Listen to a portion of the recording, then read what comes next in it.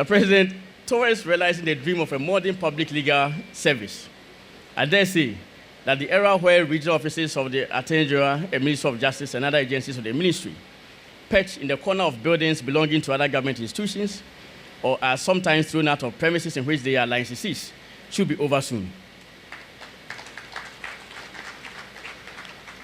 I am of the respectful view that every regional office of the Minister of Justice ought to own at least a 3-story edifice.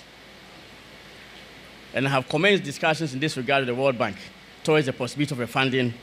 for this project. I've assured the board chairman of the Legal Aid Commission that upon the completion of the Law House, I will spearhead efforts to obtain funding for the construction of a modern permanent office for the Legal Aid Commission. In the meantime, I hereby indicate that I will relinquish the use of the former office block belonging to the Office of Attorney General for the Legal Aid Commission to utilize at its new office. Ultimately, the building behind us, which presently houses the Council for Law Reporting, in which the Legal Aid Commission is a licensee, clearly has had 8 better days behind it, and will have to be replaced with a much more modern building in a few years, worthy of the noble services which the two institutions discharge in our country. The Office of the Law Reform Commission will experience the same thing. But of course, as we know, this will become reality only when we break the 8.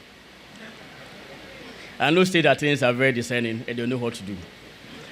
The President, when I take account of certain developments in the recent past, particularly activities like the construction of over 100 courthouses, 120 bungalows for judges of various courts across the country, as well as the events we are witnessing today, all of which have had a far-reaching effect of transforming justice delivery and the quality of public legal service, I'm compelled to christen the era in which we live as the golden age of infrastructural development of the law. Indeed, hardly has there been a stage in the history of our nation in which there has been a whirlwind of infrastructural development insofar as legal service and justice delivery is concerned. A core component of the modern legal service I envisage for the Office of Attorney General and Minister of Justice is the strengthening of the litigating capacity of the office to rise to the demands of various facets of civil litigation, including international arbitration and cases in foreign courts and tribunals.